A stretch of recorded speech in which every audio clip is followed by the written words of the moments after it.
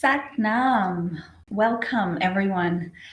So, I've been so inspired by our 11 minutes for 11 days breathwork journey and challenge also, that I thought, hey, why don't we do another 11 minutes for 11 days, but this time explore mantras. So, especially being part of this region of the world, I know that chanting mantras is a little bit peculiar and also new and possibly resisted. So, this is going to be a new experience for you. And I thought I'm going to share with you a few reasons why the chanting of mantras and the science of Nad Yoga has come to existence to inspire you to join this 11 days. So, the word Nad means sound current. Sound current. So Nad Yoga is actually one of the paths of yoga. So there's Ashtanga Yoga, Vinyasa Yoga, Kundalini Yoga, all of these different types of yoga. And Nad Yoga is a path of yoga where yogis chant. And that's how they meet God. That's how they meet their inner self. That's how they clean their negative mind and their subconscious from past samaskaras or karma, is through chanting. So this is a new path of yoga that you're currently walking into. So not a sound current. If you can think of the sea when you swim and there is a big current taking you towards the left or towards the right, and it's a strong current. So Nad is that sound current. It's a current of sound that's so strong that it takes you away, and it's away from negativity, emotional frustration, desperation, all of that which is not serving our soul. Okay, so that's the Nad Yoga, that's the path. Now, the word mantra, man means mind, and tra means waves. So your mind is consistently vibrating waves and waves and waves. And when you chant a mantra, the mantra acts like a sword, breaking down these thoughts.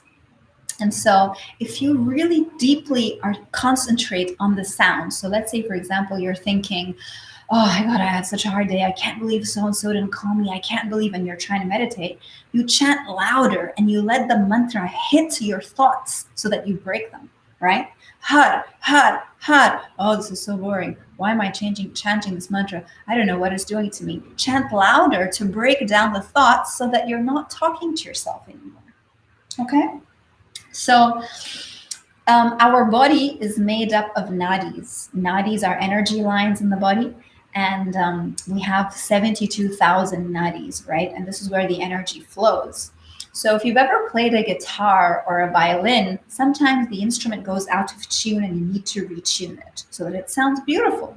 And so when we live in the world and we become stressed, tired, eat too much, eat too little, pressures of the outside, haven't slept enough, etc., our inner body system starts to become out of tune. So even though you want to be sweet and generous and kind, you feel like you're losing your temper and you're being greedy, and you're not being you. And so when you chant mantra, it's essentially retuning your own body's instrument.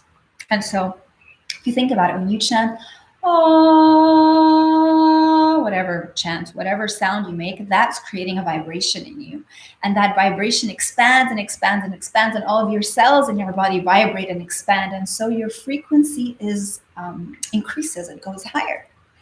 And whenever you're feeling sad, low, desperate, hopeless, disappointed, angry, these are all certain vibrations, right? Lower vibration, middle vibration. High vibrations are things like joy and bliss and contentment and peace. And so by chanting the mantra, you're essentially bringing yourself from a lower vibration where you're here to a higher vibration, right? And so that's why it works. And then a final point on mantras is when you chant, you have what is known as meridian lines on the roof of the mouth, and you have these points that connect to the brain.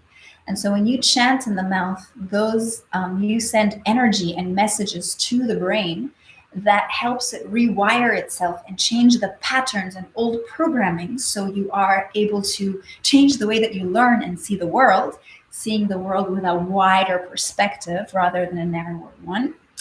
And you also stimulate the pituitary gland, which is the master gland in the body that controls and sends messages to all the other glands to regulate sleep, hunger, thirst, metabolic rate, pain relief, stress management, digestion, and so much more, right?